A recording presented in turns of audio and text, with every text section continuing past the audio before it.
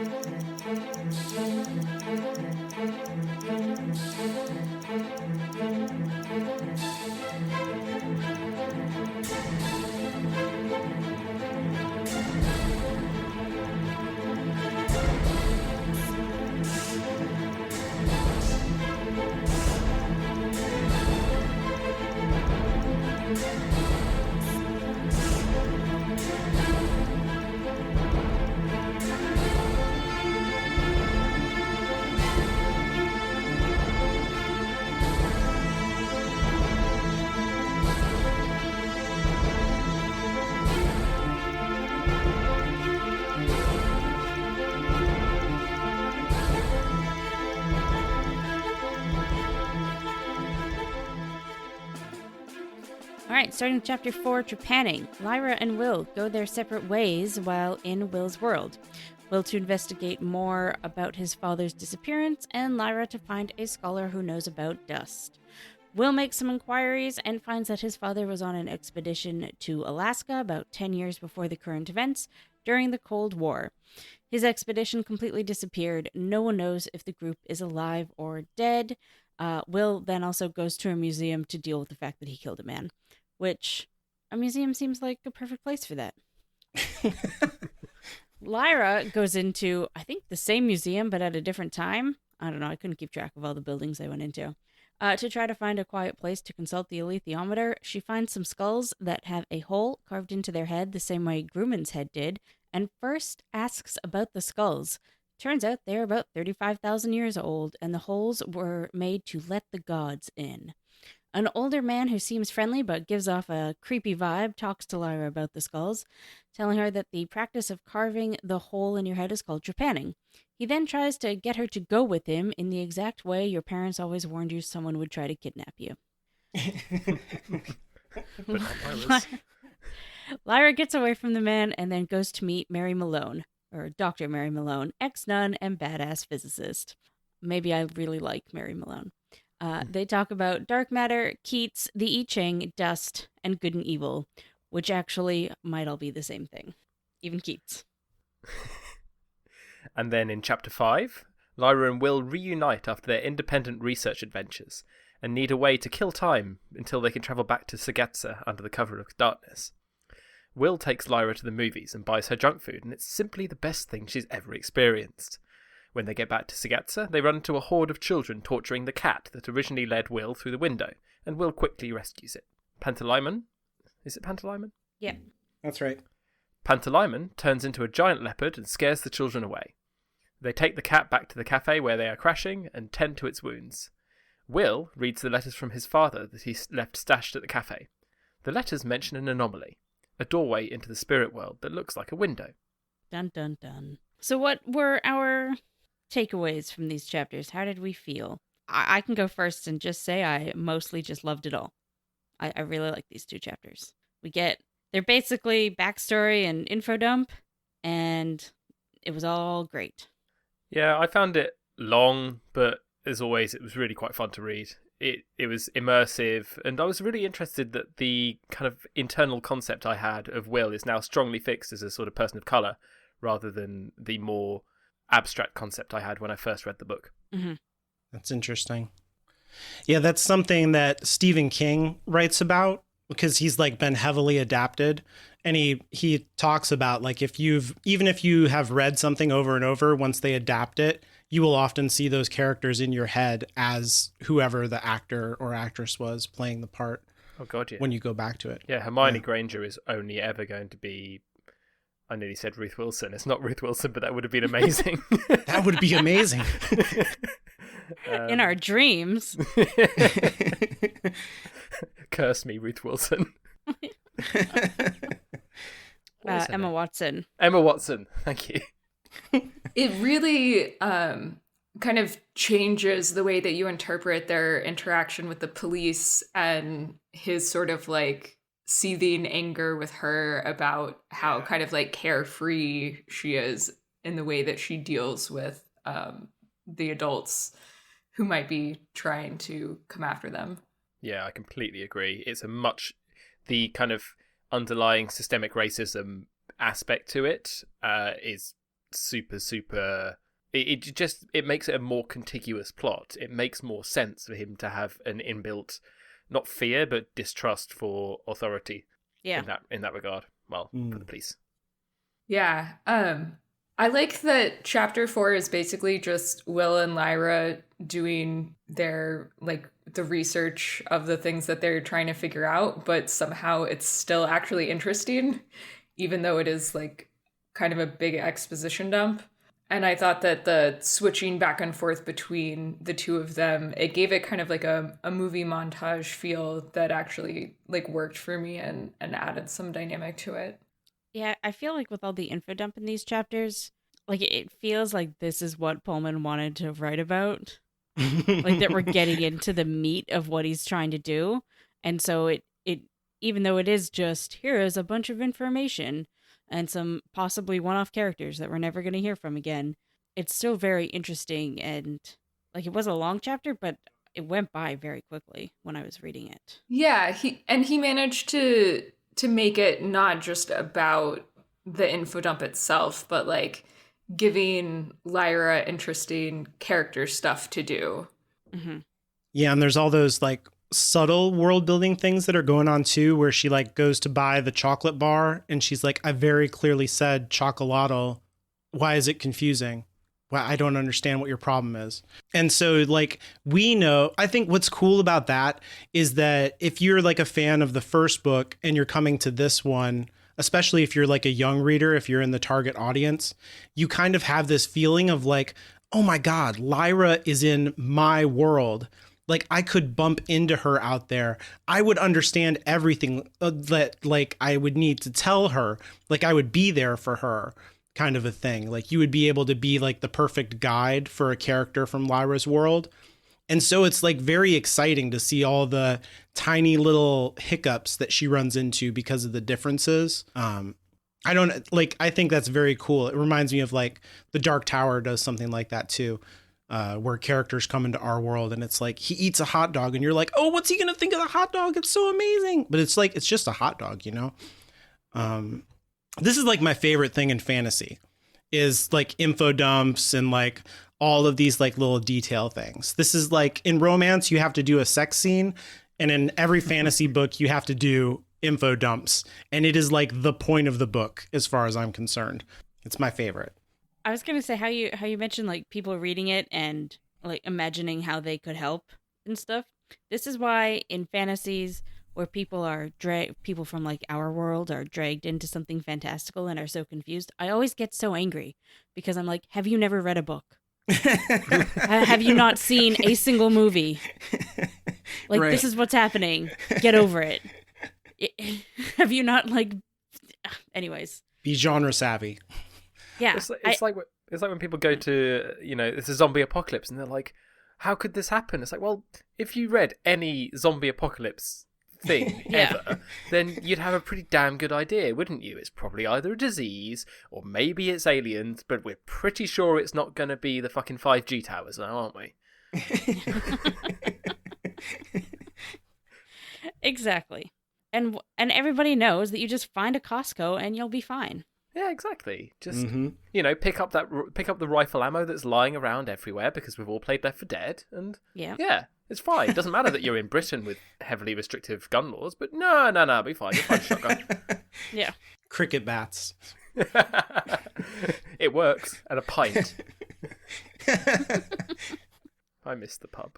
Oh yeah, I didn't even think about that. Like, pub culture is way more important for you guys. Like, I can't afford to go to bars where I live, so like also there like aren't really bars where I live, so yeah. I miss English pubs, but like that was a problem I had before not leaving my house.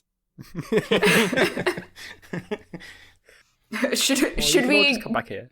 Should we give the date for context just so all our coronavirus jokes Oh yes, it is April 4th today. So things have gotten worse since the last time we recorded. If you're listening in the future, good. There's a future. Yeah. Yeah. Good news. Well done. You did it. Sorry, that's probably a bit dark. Well, yeah, those are the times we're in. So yes, it is. I guess. So I feel like in our general feelings there, we just talked about how much we really liked these chapters. So what a great segue going into what is our favorite parts. Let's gush on them some more. Like you, Caitlin, I really loved Mary Malone, the character. And I especially liked how going into that interaction, the alethiometer told Lyra not to lie, and the stress that puts her character under, and how it forces her to adopt a different strategy to get to what she wants. Yeah. And also her in the movies was just so fucking cute. I love her excitement of it all, and how Will is just so jaded and falls asleep. I also really loved anytime she was talking to Mary and thought to herself, man, this would be so much easier if I could just lie to her. Right. 'Cause I too have had that thought in my life. But actually my favorite part was very close to that when Lyra was asking the alethiometer where she could find a scholar, and almost immediately the alethiometer is like, this doesn't matter, help Will. And Lyra was like, what? He came here to help me. I'm the main character, obviously. And I just really loved that her endearing arrogance is very good, and I like it. And also how the alethiometer knew that she wasn't going to listen and then gave her the advice about don't lie to the scholar, right after saying you don't even have to bother talking to her. Yeah. Basically. It is kind of meta, right? That she thinks of herself in those terms. And it's like, yeah. But it makes sense to me for Lyra, who it's does great. have a sense of self-importance. Yeah. And later she when they're arguing with each other, I think that happens in chapter 5, right? Chapter 5, when they get back and she's like, no one talks to me like this. I'm an aristocrat. Like, what is happening? Oh my God. That's so good. So annoying. I just love that about her, that she set on fire by how dare you? Oh God, I hate. As an aside, I despise that phrase. How dare you? It's so epitomized in her. I'm an aristocrat. Not that. Different movie. It's just oh my God, you entitled girl. I mean, my favorite thing is we already talked about. It's just basically the info dump is just pure serotonin. It's rules and fantasy is my whole thing. I would read a whole book of I have read rule Bibles of I'll sit there on a wiki and be how does magic work? What are the geography of the the world and all that. I have an atlas of Middle Earth that I've read cover to cover several times because I'm boring and this is my whole thing. I love it. So I used to do that as a child. I used to just read encyclopedias because they were interesting, and then I found out that you can have an encyclopedia of things which don't exist, and suddenly there were infinite encyclopedias. Right. So I'll just sit there on the Game of Thrones wiki and be like, what's the intricacies of this? Yeah, exactly. It's like learning something, except it's useless. It's great.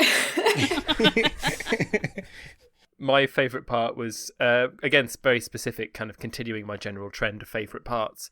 But I really liked how accurately modern-day Oxford is actually portrayed. The description of the Pitt Rivers Museum was, before they'd even described the back part of it, I was like, that's Pitt Rivers. It must be Pitt Rivers. And then she went into the back chamber, as she said, and it's Pitt Rivers. It's got the anthropological collection. I can still remember looking at the shrunken heads. I know where the Trepan skull is. I know these places are, because they're in a real place where you can go, they're very well realised and very well described as well. And right through from that to the perfectly realised character of the porter at the, I can't remember which college they're at, but he behaves exactly as an Oxford porter does. Right through from the immediate suspicion, the overall disinterest, but like sitting there reading a paper, but also like paying attention to what's around, but also not that much, but just enough to the you've got a vaguely reasonable excuse.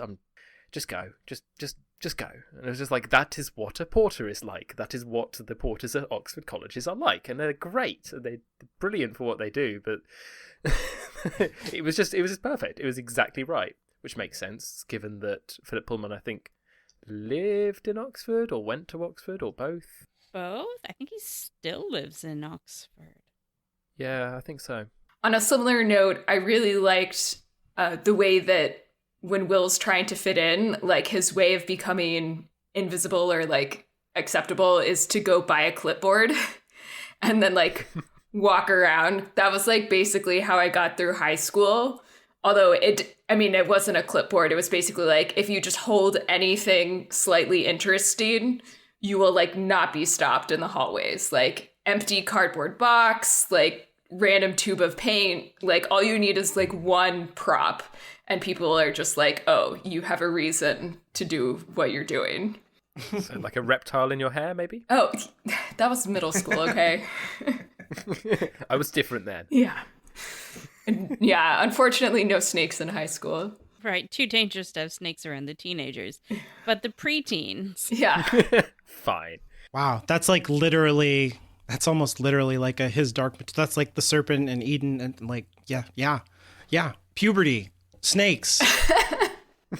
I can't wait till we get to talk about snake girl dick. Yeah. Anyways, That's at the end of the book. we don't do spoilers in our book talk, so did anybody have anything they particularly did not like? I personally didn't. I couldn't really think of anything. I miss Pantalaimon. Like, I miss having him talk and the conversations him and Lyra used to have, especially since I like the idea of being able to talk to yourself that way and sort out what you're thinking and feeling. Yeah, I didn't really notice it until I read your note in the doc, but you're right that Pantalaimon is really missing from these chapters. And I guess, like, part of it maybe is just that when they're in our world or Will's world, like, he can't really be out and visible as much.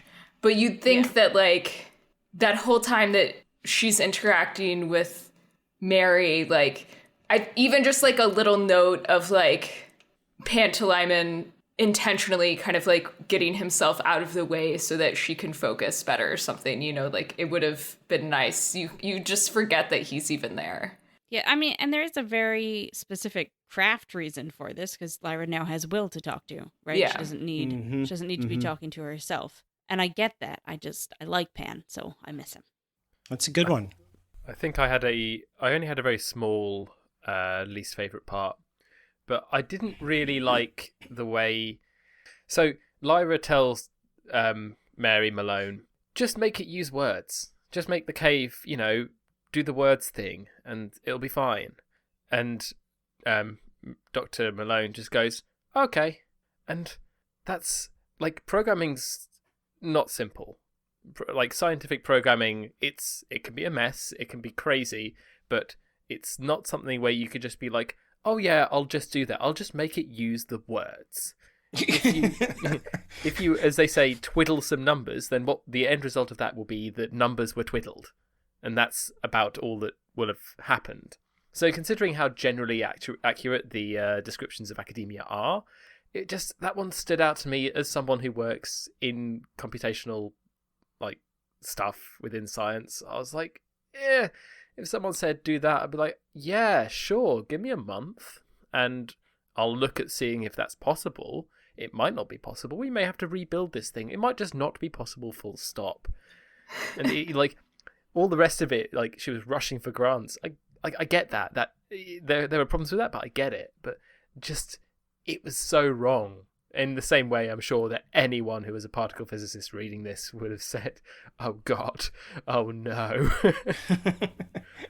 Yeah, that was basically the same problem that I had, as I'm not quite as experienced in computational stuff as you are, but yeah, I was just like, there's no way that you could do that in like you know, a couple of months, much less a couple of days. And the funding timeline was laughably short to be like, oh, I'm going to write this grant and then we'll have money in a week. Like, that's not how this works. That's not how any of this works. Yeah, can you imagine that? You don't get your grant this round, and we're closing you down the week after. No, that would never happen.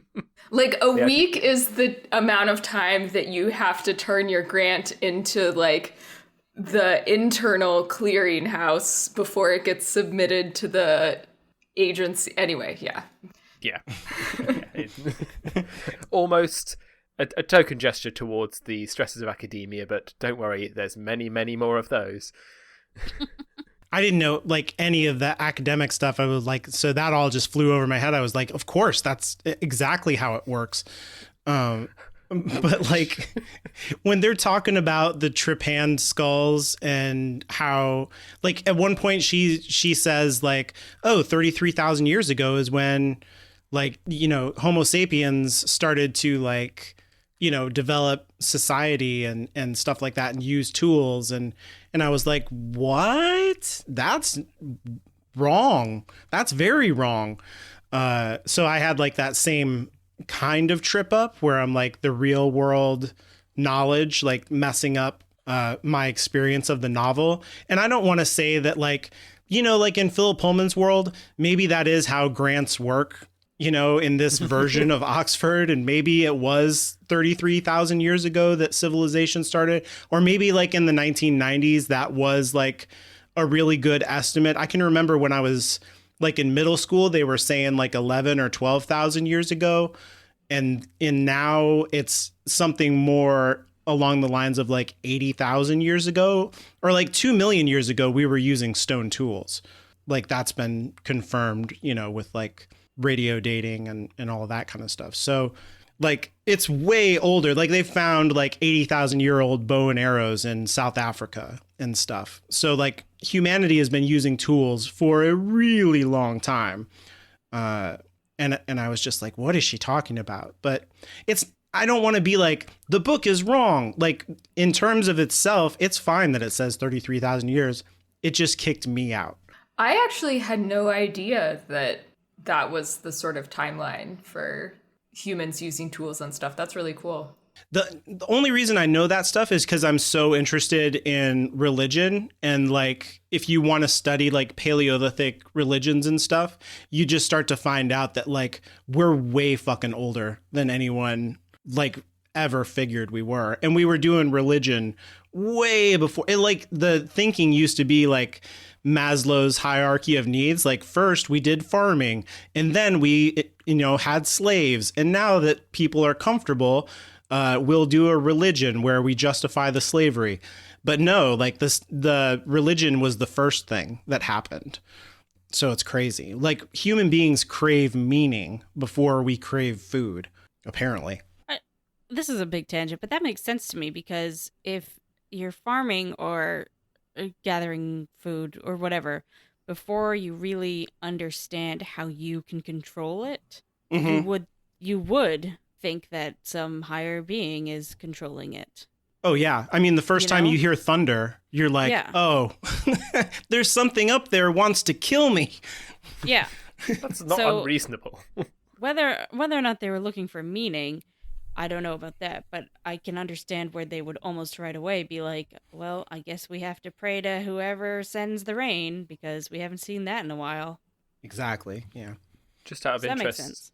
earliest tools that I can find reference to were discovered in 2015 in northwestern Kenya, which have been dated to 33.3 million years old. Wow. They may not have been Homo sapiens. They may have been Homo habilis, which I think is the archaic, earlier Stone Age kind of pre-humans. Right. See, that's what I was thinking about the 30 to 40,000 year ago mark, that was the first Homo sapiens. Not that was when we started using tools, but I could be wrong.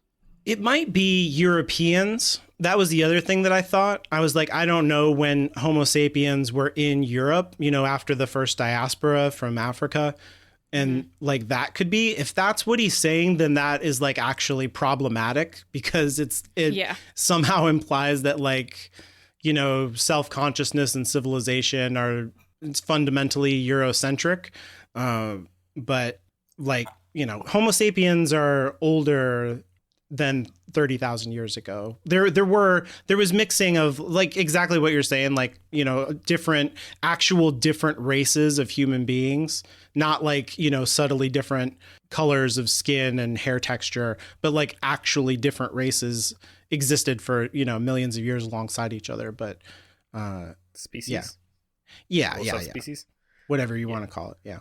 There was so just again from the brief exploration that I'm doing as we're going, Eurasia colonization was between like about 125,000 years ago to 60,000 years ago. So even then, he's pretty off the mark. Yeah, I just Googled first Homo sapien, and it says at least like 200,000 years ago.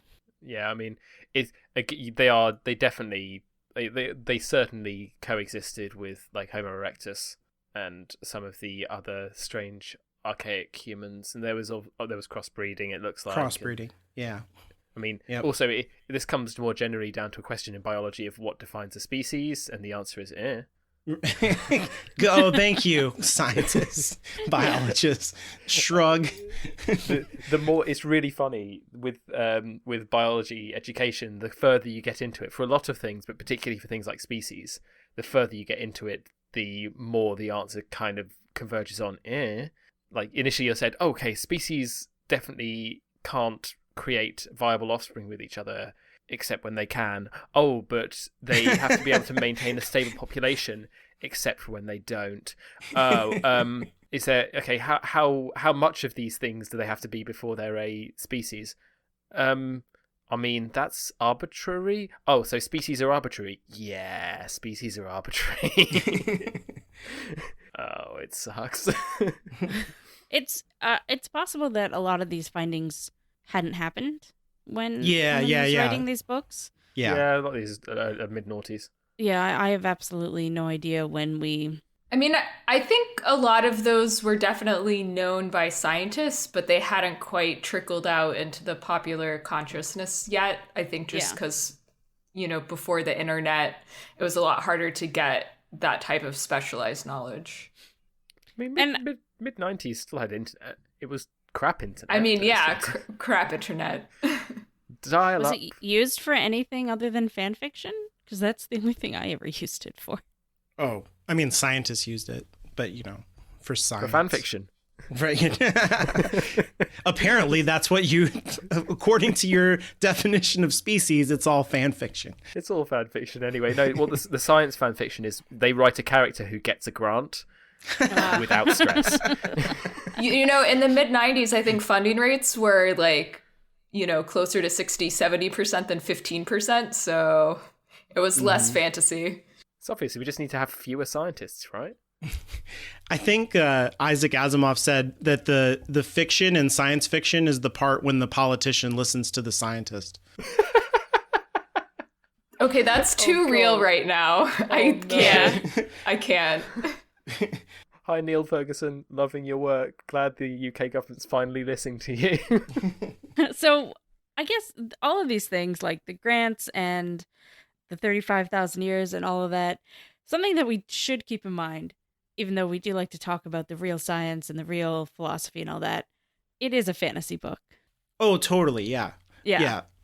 And that's what I meant, is like it threw me out, but it's not something that I would not be like, this is unrealistic. Like people who say things like that are obnoxious, and, you know, it's like in a fictional frame, like be reasonable. Yeah. And I can understand where, I mean, not everybody can be like Tolkien and actually have people wait 18 years before they start on their journey. Right. So he just wants like some impetus behind the plot. So, Mary, get your shit together right now. Right. You have a week. This is a ticking time bomb trope. You need to get on it. Yeah. So there's that.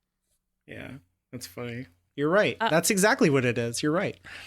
But I mean, that being said, I can't read books that take place in a theater because people always get it wrong, and I just can't do it. So in like a stage theater, not a movie theater, obviously.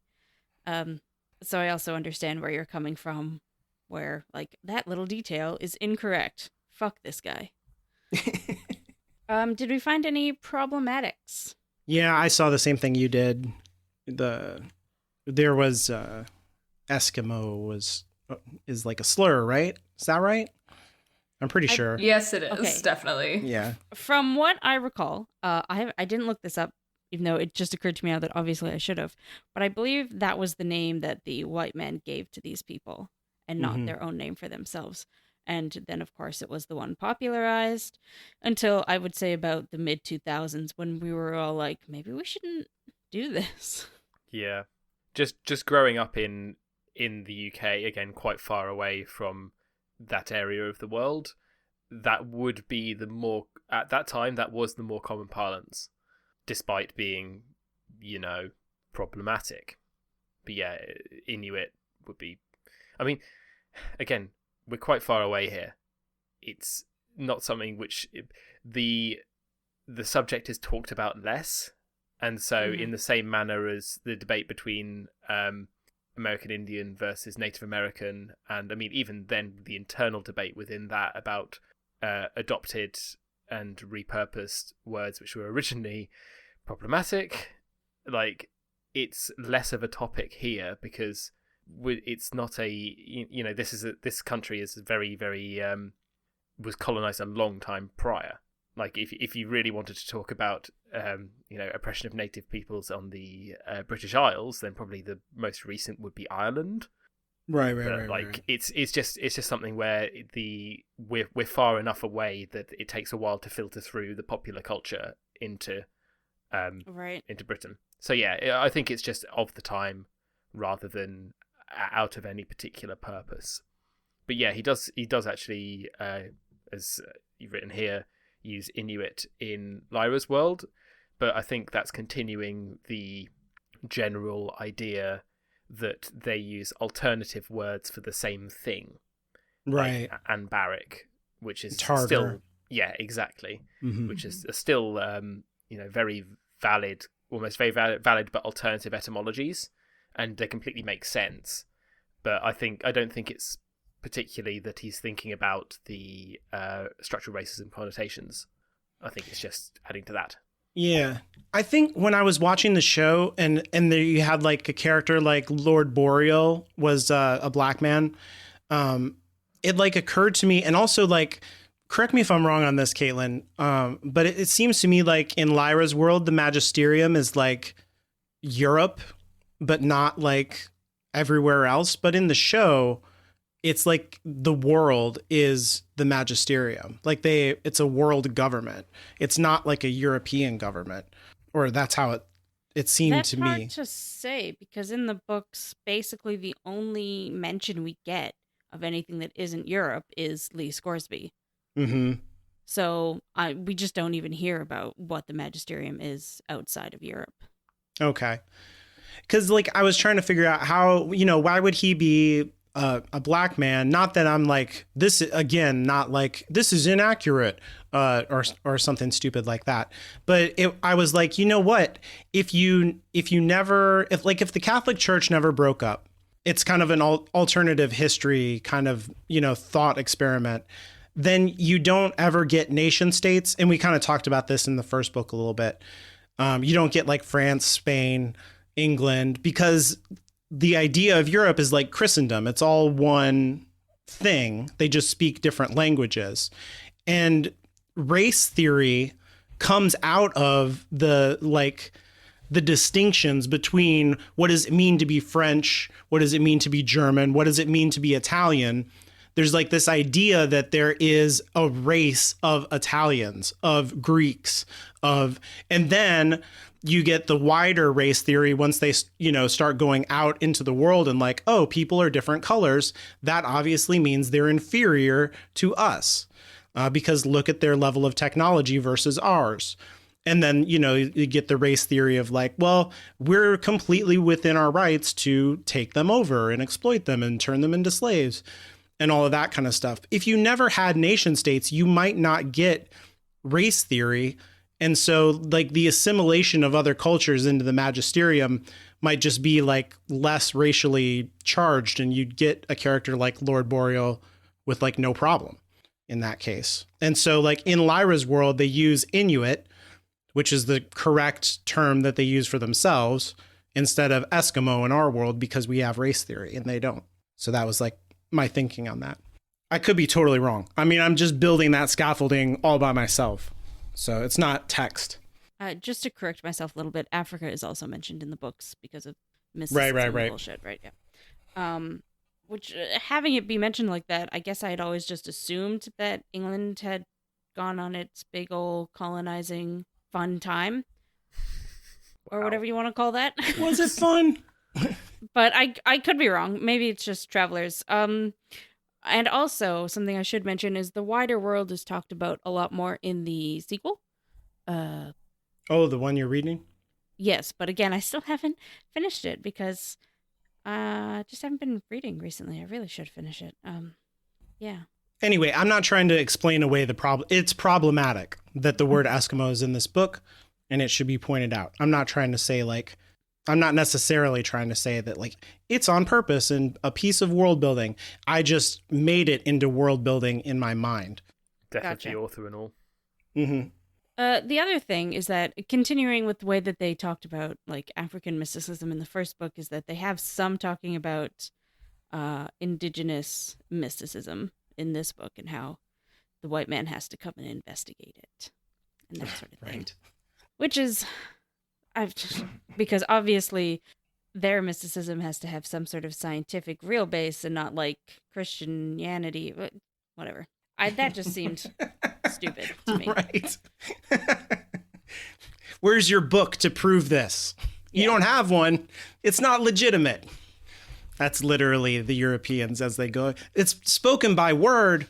What? That's not a real religion. Where's your great literature? This isn't a language. This is a dialect. Yeah. Oh, God. Ignoring their history of, preaching in Latin so no one could actually understand it. What? That was an accident. Yeah. All right, yes. So, now that we're done with the general topics, let's dive into science. Hey, even though I'm not a scientist, I was going to jump in here to frame this whole Mary Malone thing, how I see it anyway. Because I said that we were going to talk about Galileo again. And like, I did not really give Galileo his due because I kind of don't like him. But also, I really don't like the narrative around him a lot more than him personally. I'm sure that he was a stuck-up asshole like all those people back then. So it wasn't totally his fault. It was just culture. But Galileo is basically responsible for modern science. So you got to give it to him for that. For like scientific culture as it exists nowadays. Because like before that, there was this whole Aristotelian model of like how to think about natural philosophy. And it was completely wrong and very messed up. It was like it was all about the intentions of the things themselves. Like, why does a rock fall down to the ground? Because it wants to be with the earth, with the rest of the earth. It is like the earth, and so it wants to be with the earth. It's made of the earth. Why does fire, like heat, go up? Because the sun is up there and it's very hot, and the heat wants to go up to where the sun is, and so heat rises because it wants to. Everything had like wants inside of it. And Galileo was like, this is idiotic. There's no way to know that. We can't ask fire like, yo, what do you want? And fire's like, I want to go up there. Like, that's ludicrous. You have no idea what anything wants. It doesn't want anything. It's a rock. Okay. And basically he said we have to use math. What's the guy's name? Why did his name go out of my head? Oh, Aristotle. Basically Aristotle was like, math is the devil. And so we're not going to use it. And so math was like not considered serious if you were going to be doing whatever, like science was before Galileo. There was this guy in Roman times named Archimedes. You might have heard of him. He's a famous owl. I was just going to say. That's how I know Archimedes. Yeah. But he was a inventor in Roman times. And if you've ever like studied science when you were in school, you probably had this boring stuff about how levers and ramps do work. And the longer the ramp or the lever, the easier it is to lift things or like carry heavy things long distances or whatever. That's all Archimedes. And he was all about math. And Galileo was like, this stuff works. We should use this. And so I had like a couple of quotes here from him that are famous. And that like Galileo's whole idea is kind of frames our modern thinking about science and like Dr. Mary Malone's whole perspective, her paradigm, I think. And he says philosophy or nature is written in that great book, whichever is before our eyes. I mean the universe. But we cannot understand if we do not first learn the language and grasp the symbols in which it is written. Like an alethiometer is what he's saying. The book is written in mathematical language, and the symbols are triangles, circles, and other geometrical figures, without whose help it is impossible to comprehend a single word of it, without which one wanders in vain through a dark labyrinth. So he's like just repudiating people who are like, the only real science is figuring out what things like other things and what they want to do. It's like, no, you're in a dark labyrinth. Shut up. He says, measure what can be measured and make measurable what cannot be measured. So math is the only way to know the truth. Mathematics is the language in which God has written the universe. Because don't forget, Galileo was Catholic, and it wasn't like a mistake that he was Catholic. He wasn't Catholic out of necessity or something like that. He was very proudly Catholic. And the Catholics, oh my God, they were so happy about Galileo being a Catholic. It was like anywhere that Galileo went, he was very important in Europe, and he would like give a talk, and there would be like, some monk or friar with him, and it would be like, and now Galileo, and that monk would like slide out on the stage in his knees and be like, but up, he's Catholic, so Catholic. Like they were very proud of Galileo's Catholicism because it like legitimized their whole thing of like, we're intellectuals too. So don't get it twisted. Galileo was very Catholic. Can I just have is there a full rendition of the Catholic? Oh, that's, because that was sorry. The show is closed now. Oh, damn. Anyways. One more thing. Sorry. I didn't mean to sing on the podcast. I just get excited about that whole thing about like the whole narrative around Galileo is like contra-historical. Like people are like, oh, he was only Catholic because he had to be, because I'm an atheist and I really want Galileo to be an atheist too. And that's completely the way that atheism works. And like, no, just tell the truth, dude. Come on. It's okay. Anyways, I'm done. Sorry. So a question that I put into the notes, because I know nothing about science. So since this book was published, have we moved forward at all in knowing what dark matter is? Do we even still think there is dark matter? Because I feel like I've kind of heard that there has been things, but also maybe we just discovered that we were wrong all along. I don't know. So I was hoping our scientists could shed some light on this dark matter. Our scientists who are not actually astrophysicists in any way at all. I said hope at the beginning of that sentence. Yeah. Hope. Should I take a stab at it first, and then Francis, you can tell me what you thought or what you think about what? Yeah, absolutely, go for it. I just did a little bit of research. I basically just asked my astronomer friend, so I guess that counts as research. So one of the one of the cool things about dark matter is that it was actually discovered by a woman scientist named Vera Rubin. So part of me, I kind of wonder if like Mary Malone is like a little bit of a hat tip to Vera Rubin in some way. I don't know. Cool. And so basically she discovered dark matter when she found that spiral galaxies rotated faster in their outskirts than the mass distribution of regular matter should allow. So, like, the equations didn't really add up with the velocities that they were measuring. And so they basically inferred that there must be more mass there than they were able to actually detect. And so the reason why it's called dark matter is because we can't detect it because it doesn't interact with light, which is also known as like the electroweak force.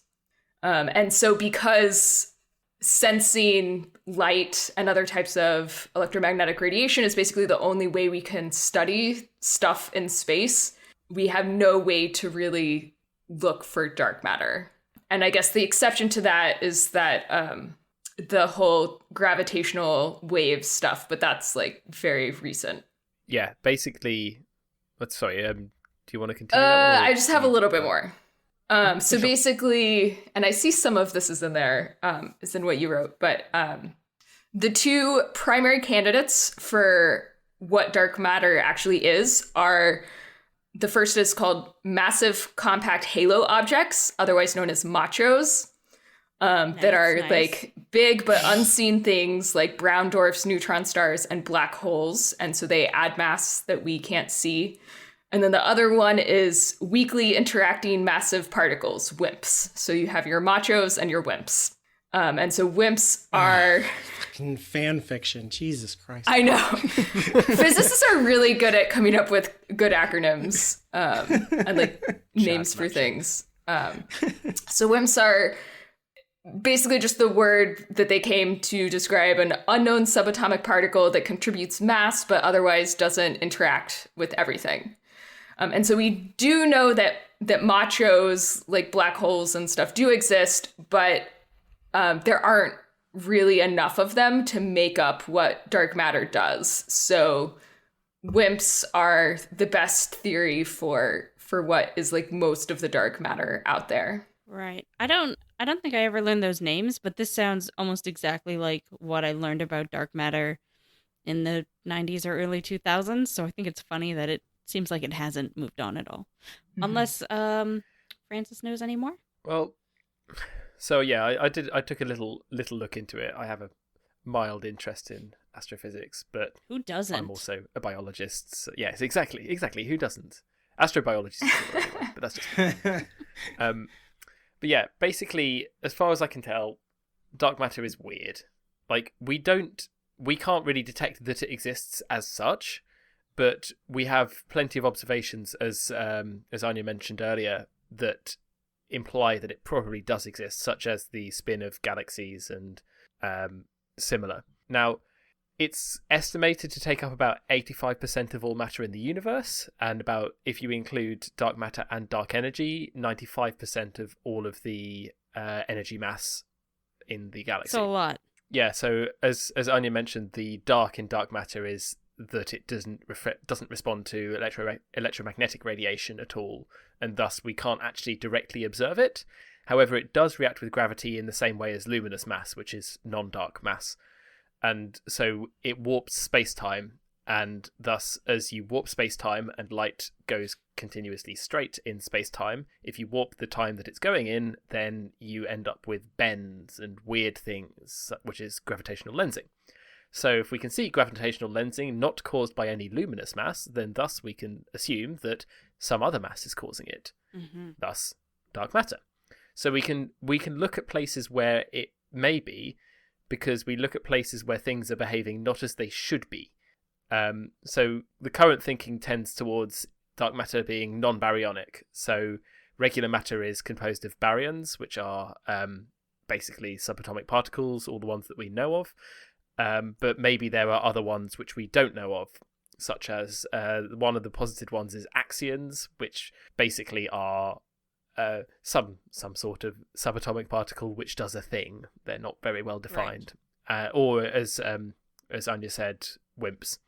Machos are interesting because they basically as far as I could tell, they're conglomerating all the dark matter into one big place and being like, yeah, it all just exists in a blob here. But that's kind of fallen out of favour a bit, as people have said, well, that doesn't quite make sense-ish, sometimes maybe. All of this is a bit weird. All of this is a little bit out of the usual. In terms of the actual books, the dark matter that they're talking about takes this basic idea of we have some undiscovered subatomic particles, and then starts combining it with questions more related to philosophy about consciousness, and then very quickly strikes out away from particle physics and astrophysics into something more like metaphysics, which I'm sure Alan has plenty more to talk about. Oh. I mean, eventually we are going to talk about panpsychism. I don't plan on doing that until the Amber Psi class. No, Amber Spyglass. Amber Psycho. Yeah. But I think that he is like purposely talking about panpsychism, which is like a whole branch of philosophy. But lately, this is kind of cool, I think. There has been like some actual real scientific interest in the idea of like, consciousness as a feature of the universe in terms of like particles. As something that, like the Higgs boson field, it's like a particle field that we all exist in. It's what gives us mass. Like your energy and mass in the universe, it wouldn't have any weight. It wouldn't have any interaction with space-time if we didn't exist in a Higgs boson field. Not that I understand that, but like I understand the idea of it. In the same way, like, there's this thing called the hard consciousness problem, that like, how do you account for the fact that we're self-aware of ourselves? Is it just if you pile up meat in a particular kind of arrangement, as in like a brain, does that mean that consciousness just suddenly apparates? Or is consciousness, just like mass, something that exists in everything, but can become more dense in certain arrangements and then manifest into the kind of consciousness that we have? In other words, like consciousness is a part of everything in the universe. We exist in a field of consciousness that expresses itself in terms of like a particle field. And that is something that's actually being taken seriously right now in different, areas of theoretical physics. I mean, of course, to briefly go into more philosophy, only if all the people who are around you are not just figments of your imagination. Or, right. You actually only know that you exist, and even then you don't. You just kind of know that you are your consciousness thinks that it is in fact conscious, and so it could be a demon whispering a lie into your mind that you are thinking. It could be a hologram, right? But probably a demon. I bet it's a demon. Bloody demons. That was what's his name? So Descartes. That was his whole thing. He was like, how do I know it's not a demon telling me that grass is green and sky is blue? I don't know. Maybe it was Descartes telling him. Mm-hmm. Is Descartes a demon? Yes, actually, he was. Oh, glad we sorted that one out then. He must be. He's in hell. Perfect. I like to think so anyway. This is going to go... So one thing that I liked about this chapter is, so these books kind of got me interested in learning about physics and such when I was 14 or whatever. Obviously that didn't like stick with me. I just like to read like physics for the dumb person books, and so one thing that I remember reading when I was first reading about the whole alternate world thing that Schrodinger came up with was that everybody, all the scientists, I don't remember if this is accurate or anything like that, but all the scientists involved afterwards were like, oh man, I wish we hadn't done this. Like this, I just wish we had nothing to do with this. This is stupid and weird, and why does this make sense? And I got that exact feeling from Mary Malone in this chapter, who was just like, this is so embarrassing. Why are we doing this? And I felt like maybe Pullman was a little inspired there in the character of Mary Malone also. It's sort of like a scientific ennui. Yeah. You're like, why am I doing this again? This seems stupid. I shouldn't do this. You might be right. Yeah, because Einstein had that whole thing about God doesn't play dice, that like things should not exist. Existence is like on or off, right? It shouldn't be 60% of a proton is there or something. It's like, no, it's either there or it's not, right? Right? Isn't that right? But no, it's not right. No. And that's weird. Yeah. Maybe. This is what I love about physics, the weirdness of it. I don't like the math because I'm not good at it, and all that sort of stuff that goes over my head. But I do really, really love how weird it is, because life is weird, and I feel like science, which we use to understand life, should also be weird then.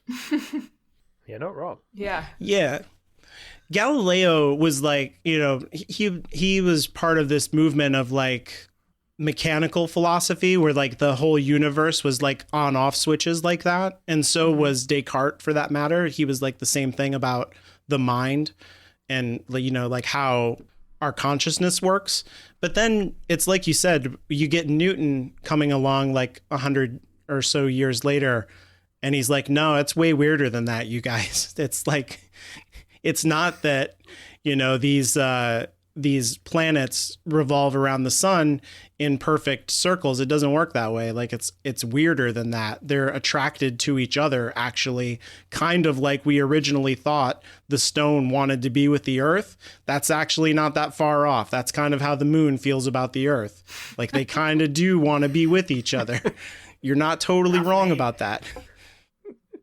I actually like that too, because believing that it's on off is almost the same in a moral sense of believing in good and bad and black and white. Mm-hmm. And so I really enjoy when like science and philosophy and moral stuff all like smoosh together, because again, I don't know, that just makes sense to me. It makes everything kind of weirder. So it makes sense that there would be levels and shades of gray and that sort of thing. It's like this book series would be good for you. Probably like His Dark Materials. Right, yeah, probably. Might be one of my You should favorite read that. I've books heard it's ever. pretty good. Yeah. Do you know they're making a TV show of it now? Oh, interesting. I mean, I am stuck inside a lot. So maybe I should give it a look-see. Was there anything else in the science section? There was one passage that I wanted to call attention to a little bit. Yep. Which was when Lyra's talking with Dr. Malone, and she says, shadows, dark matter, they want to destroy it. They think it's evil, but I think what they do is evil. I've seen them do it. So what is it? Shadows. Is it good or evil or what? Dr. Malone rubbed her face and turned her cheeks red again.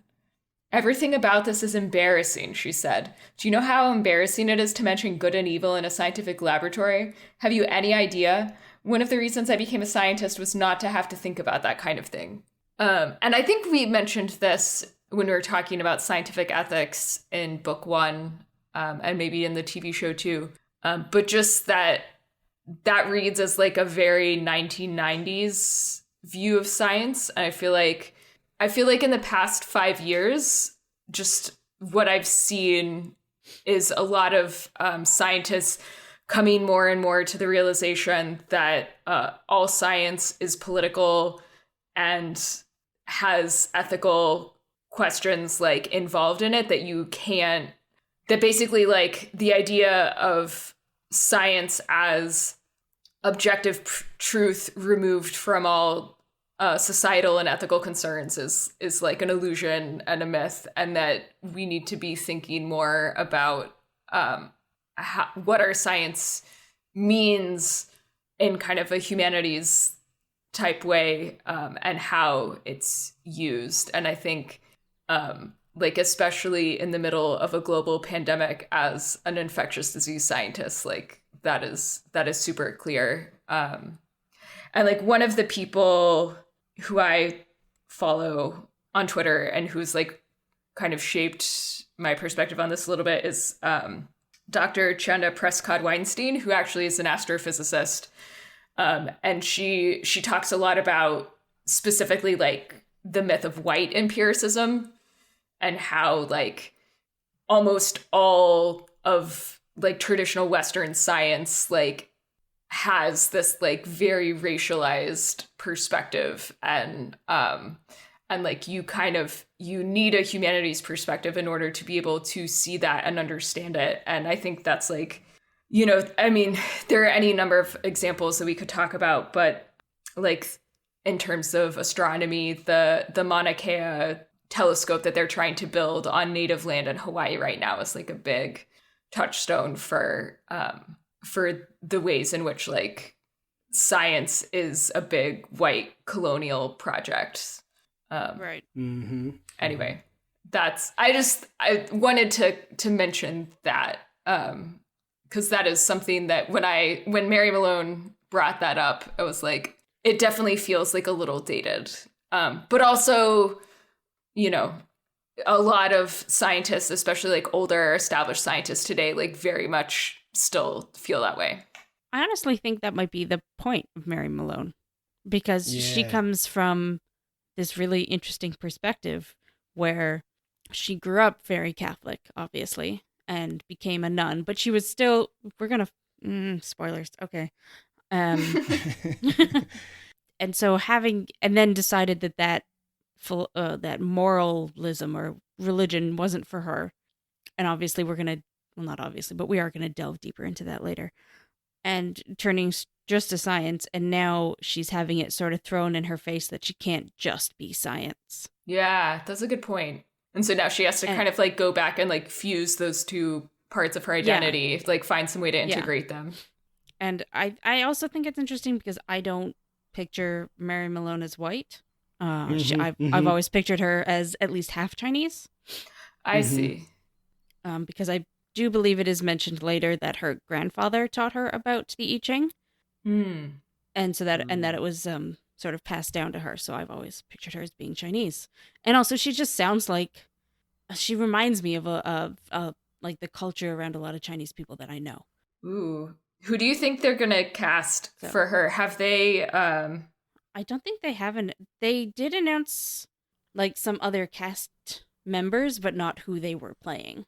I will be hugely upset if she is not Chinese. Warning for the already filmed season 2. Yeah. Bad Wolf. I mean, as long as she's not white, I guess that's fine. But just, she's so clearly Chinese to me. I don't know. Mm-hmm. I agree with you. Yeah, I've always thought of her that way too. So I actually I like that we're getting this perspective from her and how she has to change her mind about how she thinks about science and how moral and ethics and stuff come into play.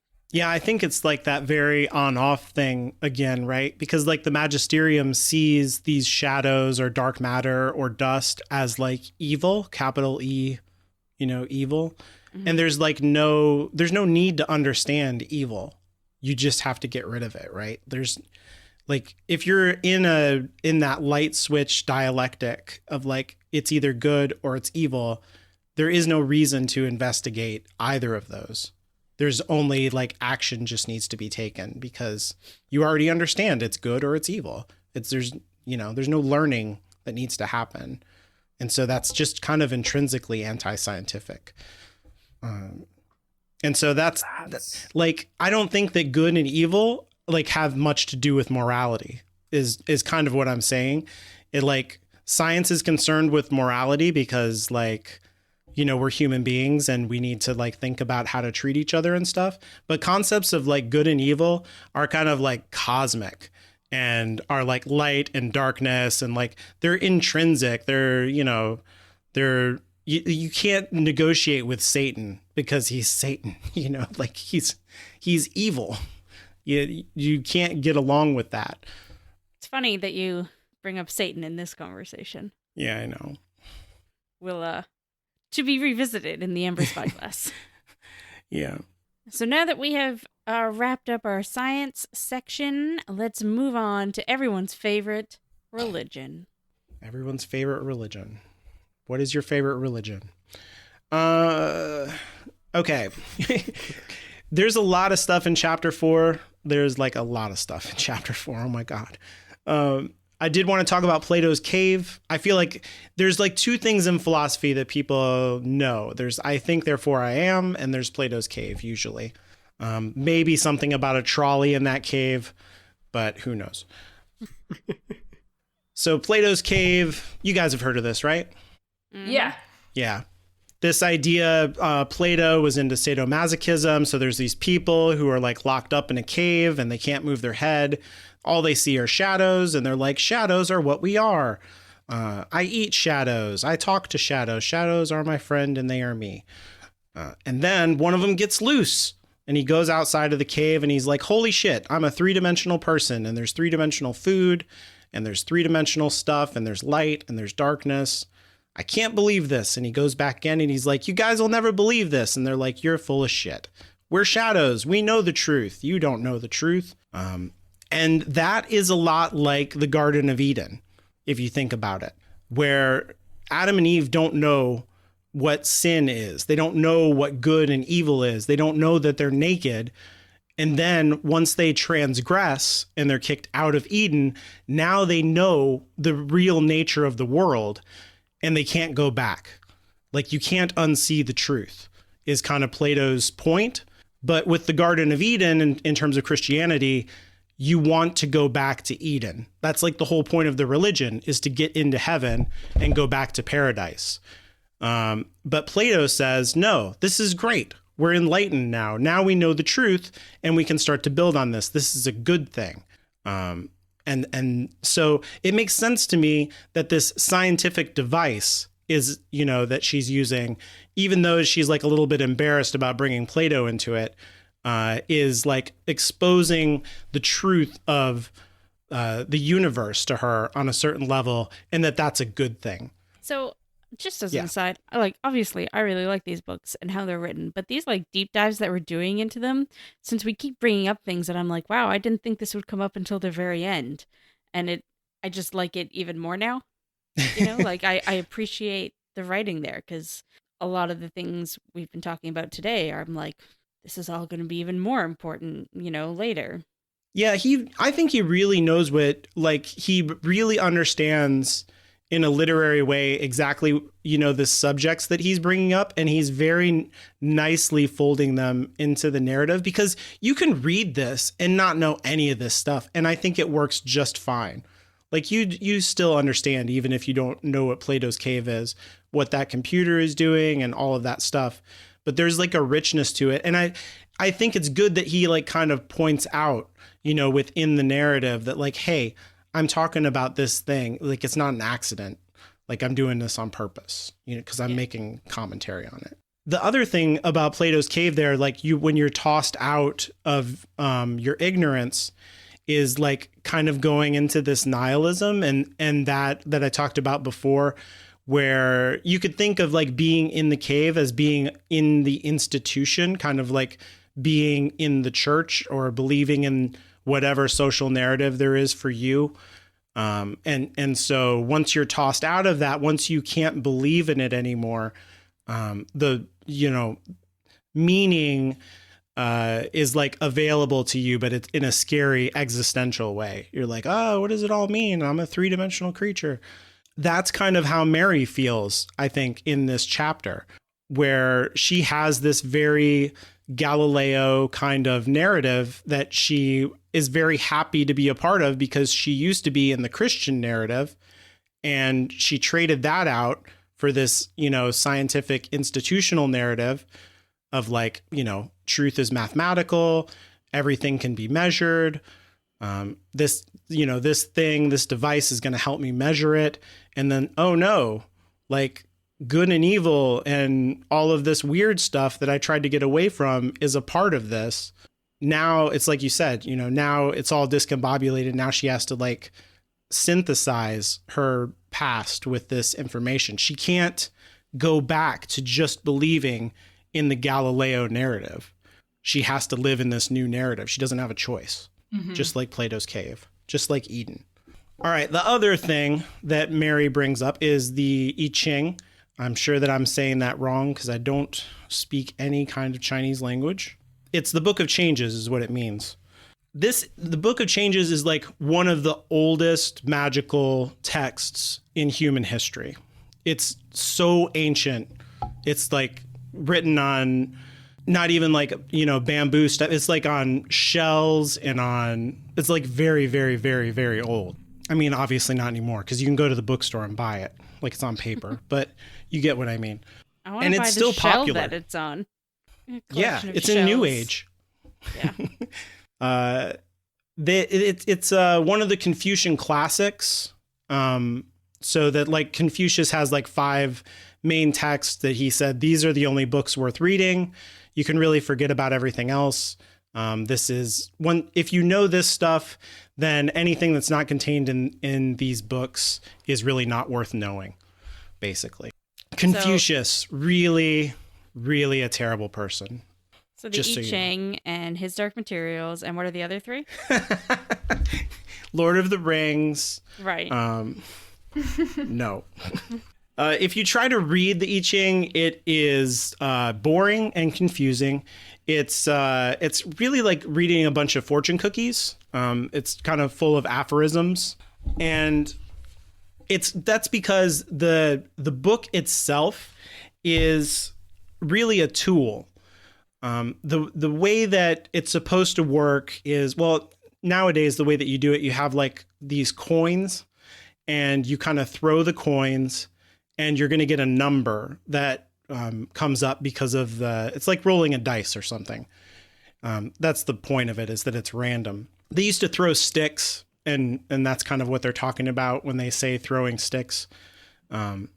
Anyway, you get a number, and that corresponds to a page in the I Ching, and then you go to that, with your question, just like you would to the alethiometer. And if you think about it, in the previous chapter 2 or something like that, we met someone in the magisterium who uses an alethiometer, and they were like, well, you got these questions, how long until we get an answer? And he's like, listen, it's super complicated, you guys. There's like, I got to go through all these books and like, triangulate the meanings of all the symbols and do this and that. This is like exactly that. It's a book that tells you the truth through the book. This is, like a way to tap into the spirits of fate. That was a big thing for Confucius, is that everybody has a fate, but you can mess up your fate by not performing the correct ceremonies or not observing the correct attitude towards your life, like not, fulfilling your duty in life. That's going to mess up your fate. And the I Ching is a way to check in on your fate. You cast the coins, it tells you what page to turn to, and then you do an interpretation on that page with these things that are on the page. It has these symbols that are called trigrams. If you've ever seen the Korean flag, it kind of has like a yin yang symbol on it. And then it has like these lines, these 3 lines, a trigram, that are around it, 4 different symbols that are kind of around it. Those are the trigrams of the I Ching. And they mean different things. They have different meanings according to whether it's a solid line all the way through or whether it's a broken line, kind of halfway through the symbol. And the meanings are like very deep, in the same way as like tarot cards or like the alethiometer.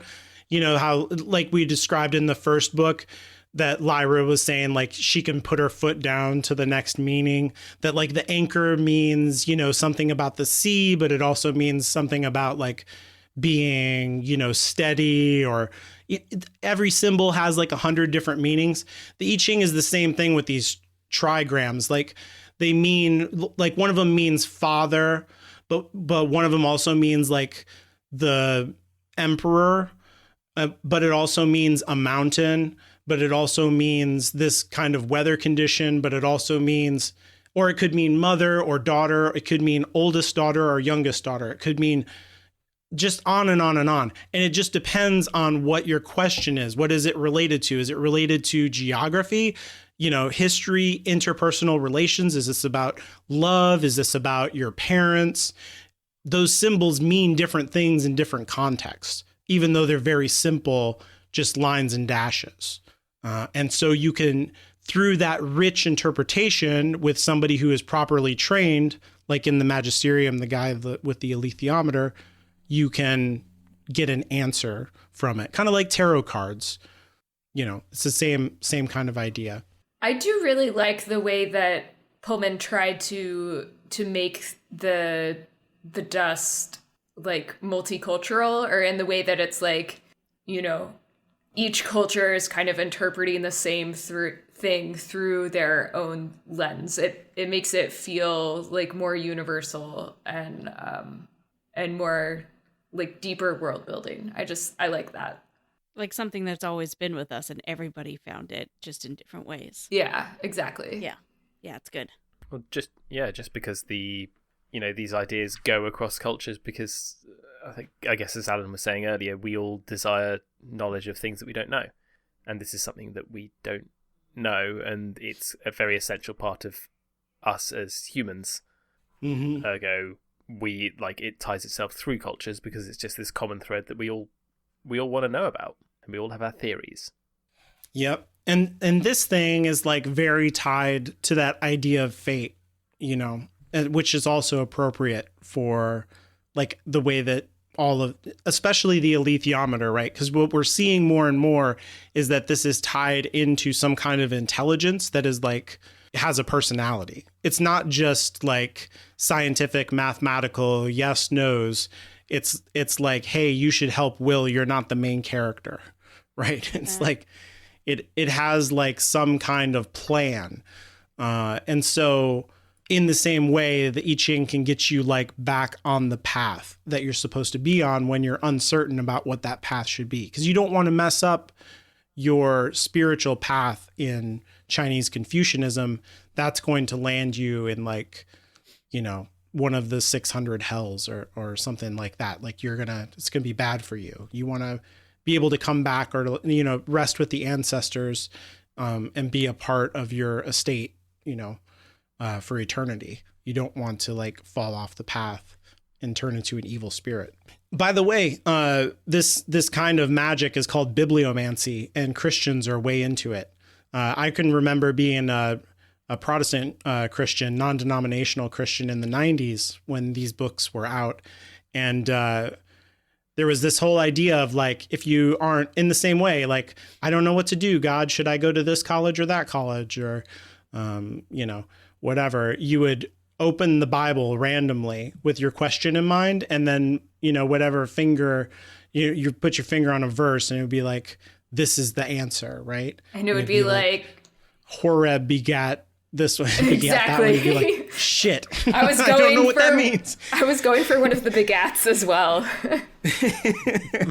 Which it makes it so funny too that like I grew up with a very Catholic friend, and like at one point we were like 10 years old or something, and we were playing with ruins or something in the house, and her mom found out and freaked out and was like, you cannot do this, like we're gonna have to get the priest to come re-bless the house, like if you want to do that you need to go outside and do it across the street on someone else's property. That's funny.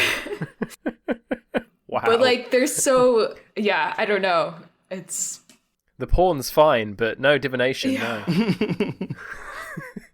No. To be honest, you'd do really, really well if you did a bibliometric analysis of all of the words within the Bible, and then find the most common ones or the most common phrases, and then make a new university named after that.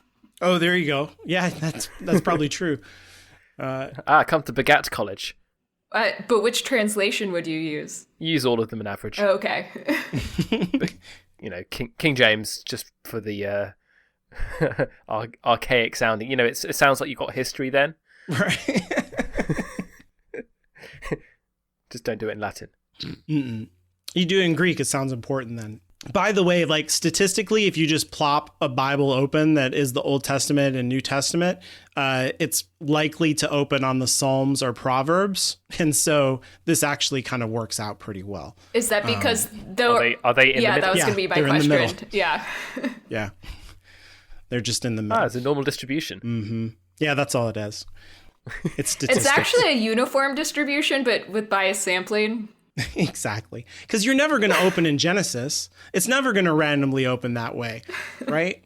Yeah. Unless you use like the internet. to I'd say it's a convolution of a uniform distribution and a normal distribution. Okay, God. okay, fine, Anyway. whatever. Don't start talking statistics at me and then expect me not to continue talking statistics back at you. So, Touche. My very last thing here is this whole thing that we've had since the first book about Lyra's state of mind when she's interacting with the alethiometer, but it turns out that that's actually a fundamentally important thing. It's not just a Lyra thing. This is like something that is required on a certain level to interact with dust somehow. And this reminds me of, even though they bring up Keats, it reminds me personally of a concept in Taoism called Wu Wei, which doesn't have any good, and again, I don't speak Chinese, so I'm probably not saying that right. But it doesn't have a good translation in English, and it just kind of means like effortless action. I always associate Wu Wei with kind of playing a musical instrument. I used to play trumpet for a long time, or like, I don't know, like dancing or, swinging a bat or something. The more you think about swinging a bat at the right time, the less likely you are to swing the bat at the ball the right time. The more you think about like, oh, I need to do my musical fingerings exactly like this with this amount of pressure. The more you think about it, the less you're going to screw it up, basically. So you want to have like a high level of concentration, but not be very specific about what you're thinking, if that makes sense. Kind of use the force, right? Just like flow with whatever and trust in your muscle memory. That's Wu Wei. And that's like the opposite of what I was talking about before, Nietzschean will, where you like are very focused in the way that will is about like, I'm invisible. And I'm like very intentionally going to carry around a clipboard and I'm going to look busy and I'm going to ask these questions so that I get the result I want. Wu Wei is the opposite, where you're very much like open to wherever you're being moved. And with Lyra, that's like the symbols are like boom, boom, boom, boom, boom through her mind. She's not calling those symbols up. They're happening. That's actually like the point of Taoism, is to get Wu Wei, but constantly about everything all the time if you've mastered Taoism. So you would like know in every situation exactly what to do, but you would know it in a way where you don't have to know. It's just effortless, like swinging a bat at the right time or the correct fingering on a guitar or something. Yeah, I do love the way nice. that Pullman describes it in the text as like going into and coming out of a trance, and just like how effortless it is for her. It definitely gets that idea across really well. That's all my religious bullshit. I'm done. all right, so now it's time for my section here. That's right, the most important part. By far. Dust Watch, with no added bad puns from Francis this time. Yay. I was thinking it. So I just wanted, it's like our dust check-in. What do we think dust is now? Do we think it is dark matter? Or, there's a lot of talk in this chapter about dark matter with consciousness. Is it what powers the alethiometer? Lyra seems to come to that conclusion in this chapter, but I think that is something new. Yeah. Is it? I can't remember. I don't remember either. Like, maybe she's thought about it before, but in this one she says that this is what powers the alethiometer. Or Yeah. Yeah. She says it very confidently. I think that's more it, that she's sort of guessed it before and now she feels much more certain that that's true.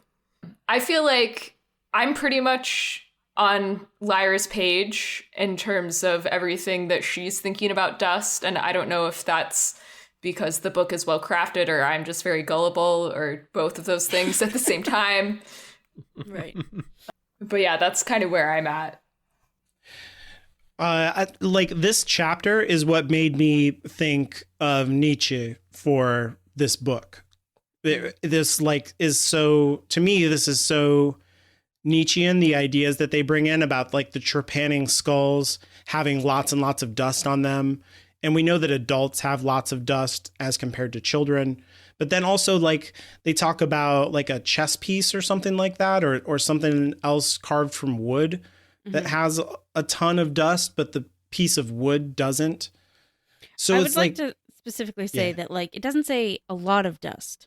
It just says that the shadow particles or what have you are attracted to the ones that have intention behind them. right. And Yeah. that they're not. Anyways, carry on. Well, it's like comparing the raw material. It's not about the material is what is the point of that, right? Right. It's not about, it's not like wood has it and then, plastic doesn't or something like that. It's about, it seems to be something about, because there's like a skull that was like shot with an arrow and that doesn't have the same amount of dust as like the trepanning skull. And so it seems like something intentional or like crafting. And that seems like Nietzschean will to me. Right. See, I haven't. I took a bit of an interest with that one just because it's all about this idea of crafting, right? It's about whether something is made with intention. But surely the arrow put into the skull was put in there with intent, because he did it. I mean, it could not have been. It could have been an accidental misfiring of a bow into someone's head, into their face. Yeah, I think we're but like it's a. I was going to say, I think these are two different things. Because, like, surely if Mary was measuring the arrow the way that they had measured the other things, same thing. It would have the dust attracted to it. So I'm sure yes. that skull with the arrow, that adult skull, has dust attracted to it. It's just that the skulls that have had the trepanning done to them have even more so. But then, it's a question of if we're taking it that the dust has consciousness itself and has intent, then it seems inconsistent and fickle to me. It's saying, well, no, that's not a deliberately crafted hole. A person hasn't crafted this with intent and with artistic talent per se. They've just randomly made a hole in a in a skull, but it was entirely the intent. I see what you're saying. But what I'm saying is that the trepanning is done for a completely different intent that would specifically attract the dust. Yeah, that's kind of what I mean. Is like this is like Nietzschean will. So this is like, it's not that like I don't inflict my Nietzschean will on you. Nietzschean will is about like yourself. It's like crafting you, like the way that Will does. Like I'm going to carry this clipboard and look down and look like I'm busy. That does have an effect on you, but it's because I'm making myself into something. Like that's Nietzsche's whole thing, is like you can make yourself into whatever you want to be. You can craft yourself into whatever you have the will to make yourself into. And so trepanning would be part of that, right? You would be choosing to have this done to you. I guess it would be like the same kind of thing as like if you took a scrap of human skin and then a scrap of human skin with a tattoo on it, right? You would expect the tattoo to have more dust, I guess, is what I'm saying. That is not at all what I'm saying. I love we're all on different pages. This is great. What I'm saying is that the book specifically says that they carved those holes into their skull to let the gods in, the gods being dust. Those holes are specifically for dust, therefore more is attracted to them.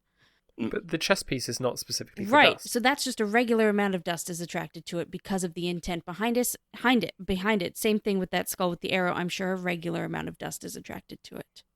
It's just even more so is attracted to the trepanning because that was specifically for.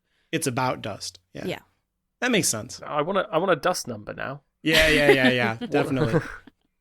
D = 5. Yeah. Yeah, but I see what you're saying about like arrow having intent behind it. That's interesting. But yeah, I do think it has to do kind of like with your own, with like making yourself. I guess that's the difference that I see between the adults and the children, is that on a certain level you are like making yourself, whether you're aware of that process or not.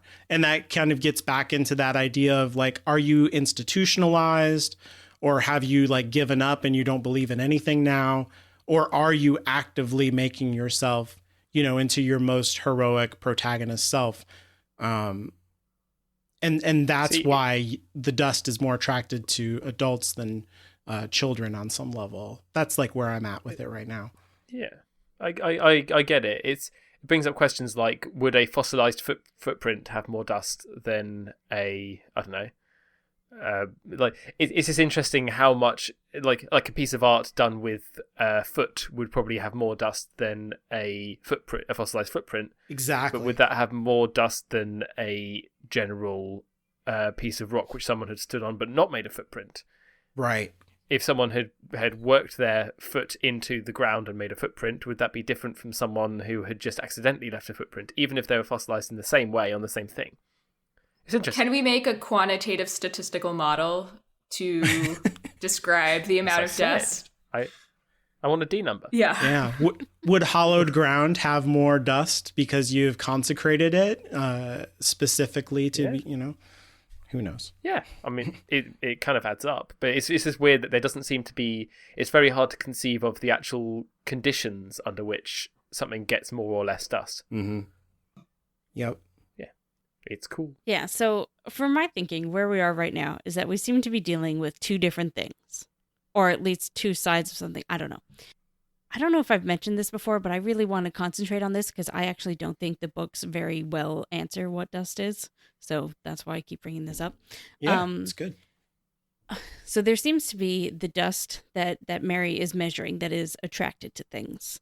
Like there just seems to be, particles, small, whatever, the dust that we could see in the pictures in Lyra's world, the gold stuff.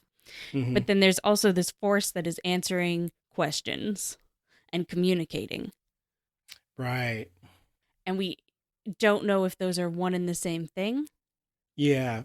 The dust seems like a medium to me. That's the way that, like a medium in terms of like water or air or something like that. That's how I understand it. And that there's like a voice traveling through it that is like the alethiometer is the speaker, if you will, for the voice. But that could be totally wrong. Like, that's just my understanding from this chapter is like, yeah, that dust is like a medium that is attracted to things with intention, and that there's something out there speaking into the medium, and she's hearing it. Mm-hmm. I'm really curious about where we take this. I don't know, because like somebody else is using the alethiometer or a different alethiometer. Somebody Right. on quote unquote the other side, the bad side or whatever. And so, but if dust is communicating to Lyra because she has a purpose, because it wants her to do something, then why is it also communicating to this other dude? Mm. That is a good question. Like it both has its own will, but also is like obligated to respond in some way Yeah. outside of its own will. Obliged. Sorry. Yeah. Is obligated not a word? It is. It is a word. It's obliged is we already had a word for it. Oh, you're just mad that American. Yes, I'm mad. Okay. I'm real mad. Sorry. Whilst I understand you're mad, I also don't give a fuck. Touche.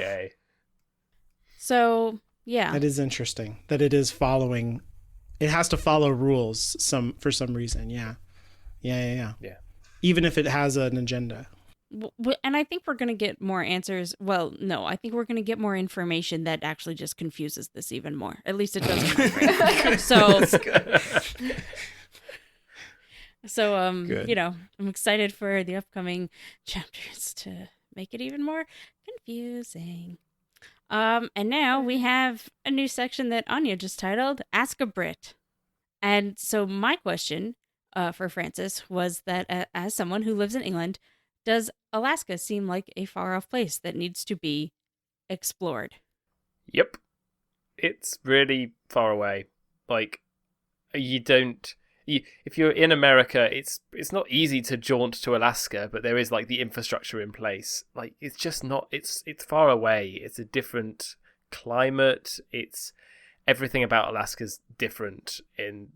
It's just like, I guess it's not somewhere that would need to be explored per se unless it was already unexplored, but it's definitely, a far off place.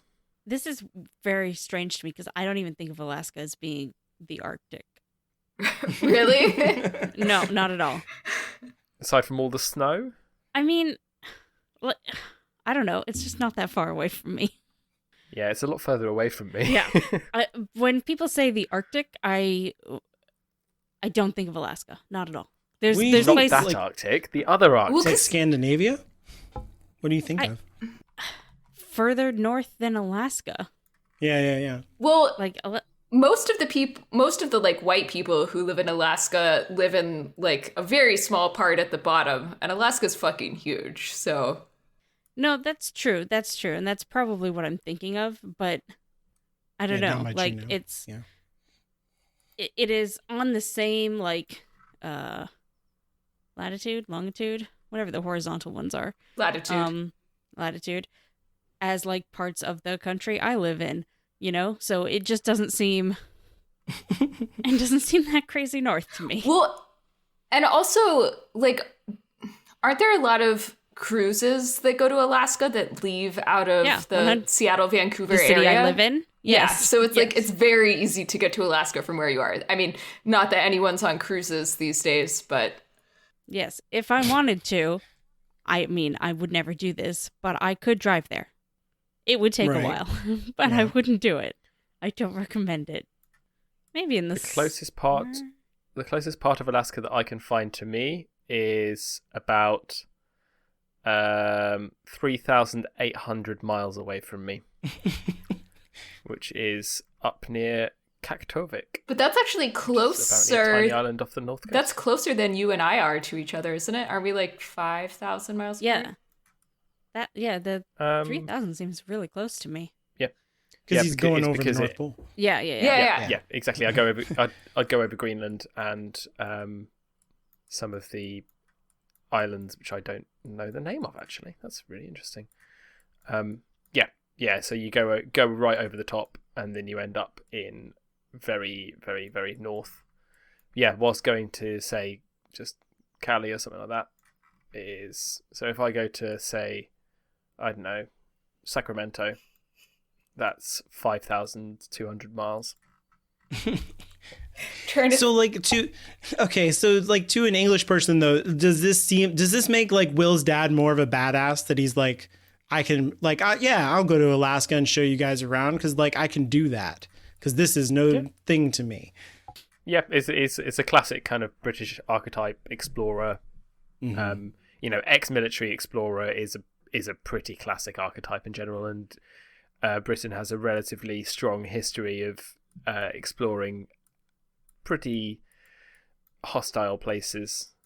Hence why we have a research base in South Georgia, which I applied to go and work on. It's a brutal place. Yeah, so in answer to your question, yes, it's far away. Weird.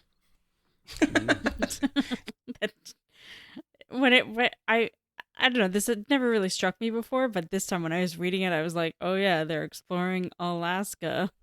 What? Why? As someone from the continental US, Alaska is like very exotic and far away even for us. So it's funny to me that you don't think it is. Oh, interesting. Yeah, I have family there and I think of it as like the magical place that Jack London made up. So I mean, I kind of think of it as the second weirdest bit of the United States. It's kind of the equivalent distance from me would take me to maybe India or Ethiopia.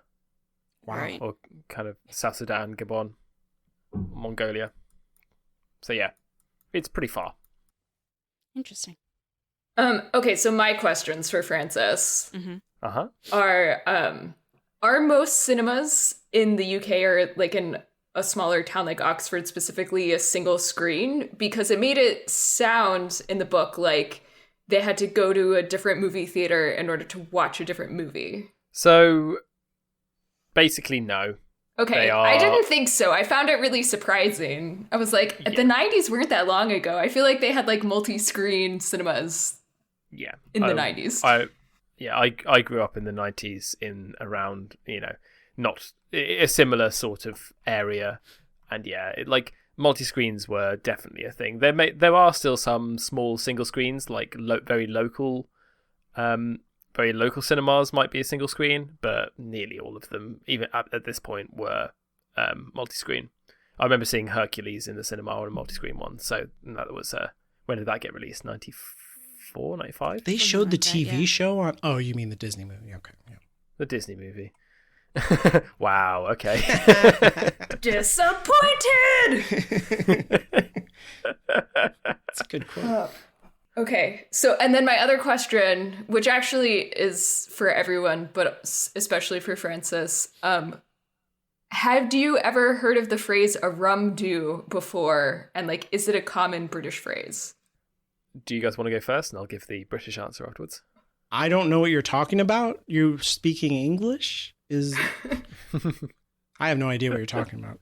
So in one of the letters to from Will's father to Will's mother, he says, for one thing, although he's a bona fide academic, his funding actually comes from the Ministry of Defense. He's talking about the physicist.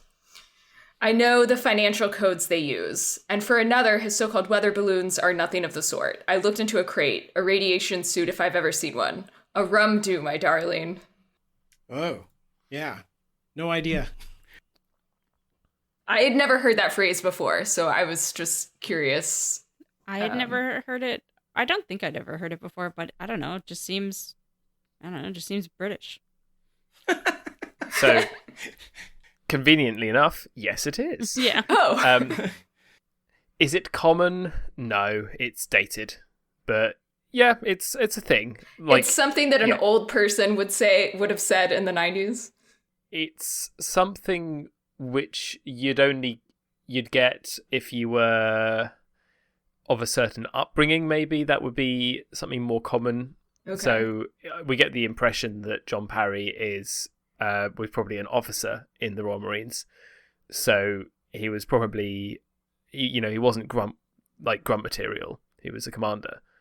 I don't actually know if it ever states his rank.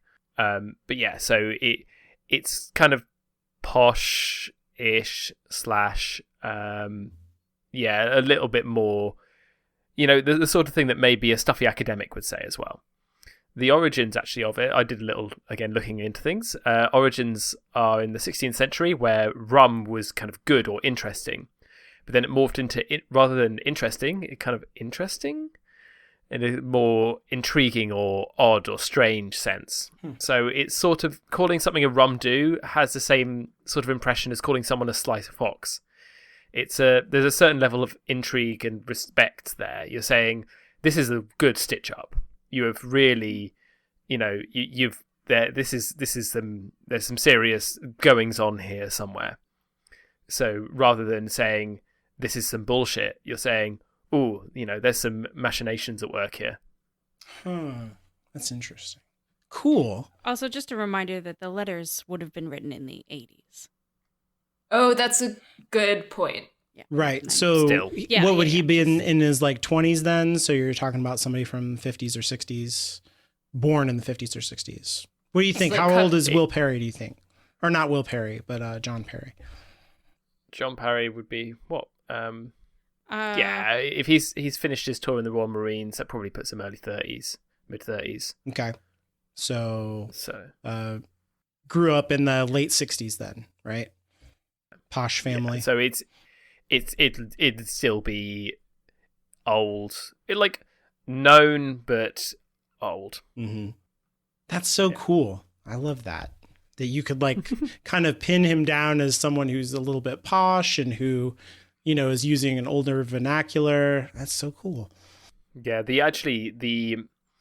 in the show, you saw him on TV. Yeah, and you that actually sort of gave the impression of what my opinion of him, how I saw him. I saw him as kind of, white, relatively home counties accent, that sort of thing. It sounded quite like me. Home counties?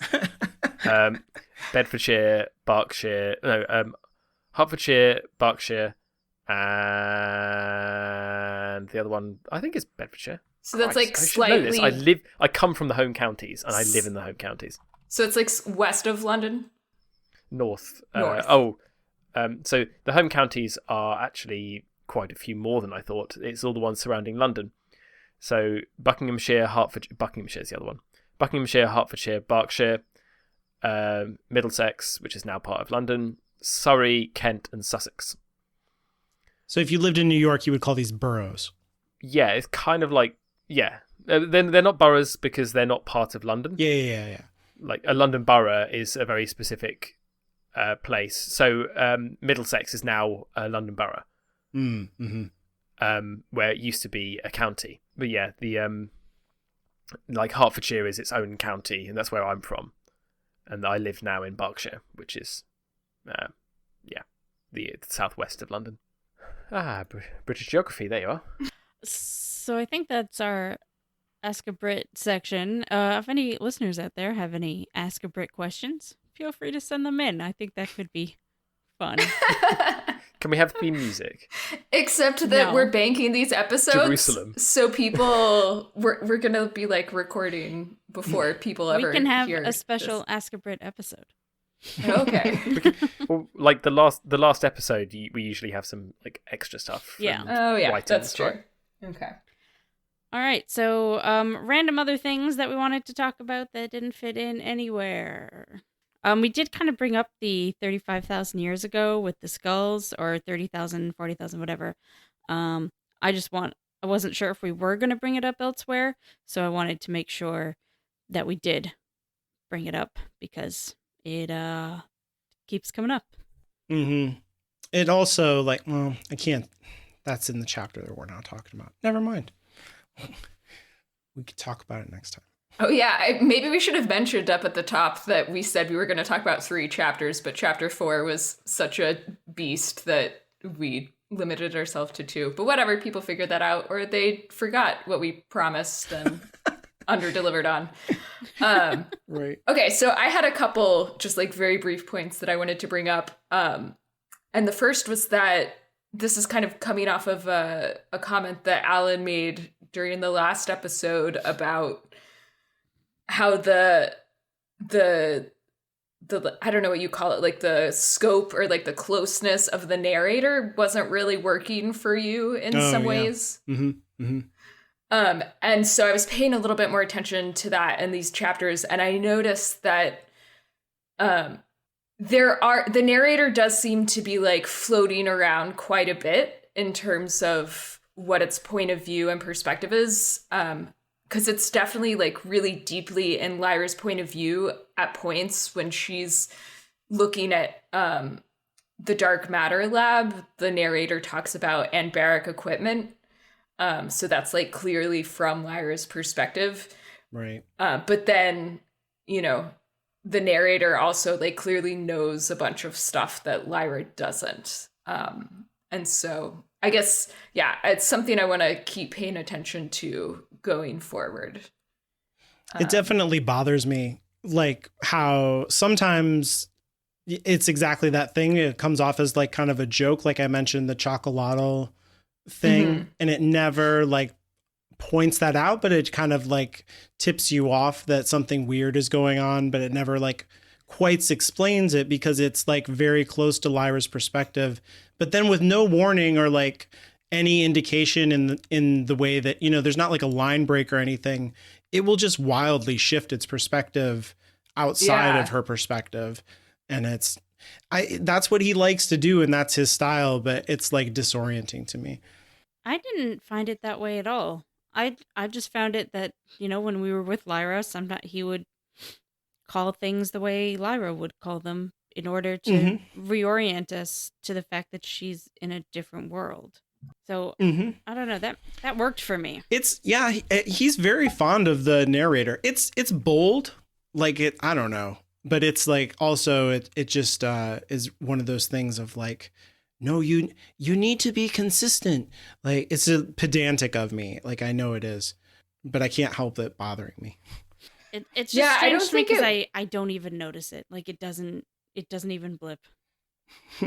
I don't think I would have noticed it, except that because you pointed it out, now I am definitely noticing it. Yeah.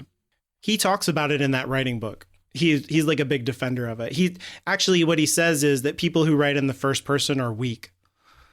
And so I used wow. to hate first person. Like I just would not read a book if it was written in first person. I used to hate it, but then I read a whole bunch because it was very on trend for a while. Thanks, Hunger Games. And Oh, that's true. I also do not enjoy first person. Not because I think it's bad or weak or anything. I just don't enjoy reading books that way. Yeah. How about second person? So I've read a couple of second person books, and again, they're not my favorite, obviously, but like first person, I find after the first 2 chapters, you just don't even notice it anymore. Yeah. And then once, It's just a story. yeah, and if you switch from a second person to a third person, you're like, whoa, whoa, whoa, whoa, whoa. I need to wrap my head around this now. That's like the 5th season books by N.K. Jemisin are in the second person. Like the whole thing is in the second person. Oh man, it's so long though. Yeah. Oh, no, I'm never reading that. Sounds terrible. They're really good though. Like if somebody was like second person doesn't work, I'd be like, oh, you mean the Hugo Award winning best-selling international trilogy by N.K. Jemisin doesn't work? Is that what you're saying? I 100% think second person works. It's just not my preferred state to have my mind in. Yeah, it just helps if you're a genius, the way that N.K. Jemisin is. I wouldn't do it. So the other thing that I wanted to just mention was I wanted to highlight the dynamic between Will and Lyra once they get back together. And we briefly talked about the interaction with the police and how thinking of Will as a person of color influences that interaction. But I think even removing the police from the equation, that scene between them does a lot to advance their relationship with each other. Yeah. 'Cause like he's just kind of like stewing and silently mad at her for a long time because that's like he's like a very private kind of like isolated person, you know, like the one person who he interacts with a lot is his mom. And even within their relationship, there's like certain walls built up based on her mental illness and both of them trying to protect each other in various ways. So like he's not someone who's just like very upfront with his feelings. And Lyra, of course, is like kind of self-obsessed and arrogant and not used to having to really like think about other people very much. Yeah. So she just kind of is going around really obliviously. And then at some point she realizes that he's mad at her and they kind of hash it out a little bit. And so, yeah, I really liked that scene. I like the character work and I like how it kind of ultimately brings them together more, if that makes sense. I love their whole dynamic in this book because, like, Lyra didn't tell him what the alethiometer said about how she's supposed to help him. That's true. Like, she just was like, no, that's not happening. And I love that about her. Like, it's terrible, but I love that about her. I love that she's just continuing to make mistakes because she thinks that she knows what's going on, which is very 12-year-old. And I love how they're so very different people and how they sort of like figure out how to trust each other and get along anyways. Yeah. And they have the lying in common, but it's like you get 2 liars together and, oh, they don't understand each other. Like who could have guessed that this would happen? Yeah. But also their approaches to lying are very different, you know? So they can't even relate with each other on that front, you know? Yeah. It's like minimalist, modernist lying versus like Baroque, Rococo lying. Yeah. that made perfect sense. I'm so glad. Yeah. That architecture is a great metaphor. Yeah, no, that's so true. And I love how Will is such a modern teenager too. Oh, he's just like, oh my God, I need all these adults to leave me the fuck alone. and Lyra is like, everyone is under my control. It's It's so good. I love them both. I mean, Will's my favorite.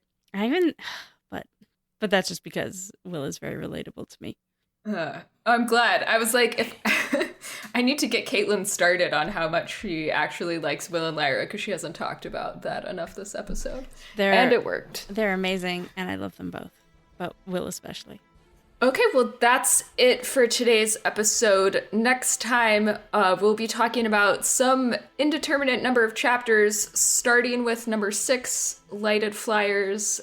If you like our show, please take the time to leave us a rating or a review on Apple Podcasts.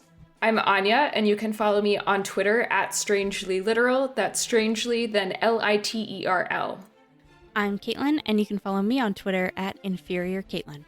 I'm Francis, and you can follow me on Twitter at Francis Windrum. Follow the show on Twitter at MOTPod. If you need more than 280 characters to speak your mind, you can send your emails to contact@hallowedgroundmedia.com. Also, ask a Brit. Please. And remember to always let small and distant children into your lab, just in case they revolutionize your research forever. Words to live by.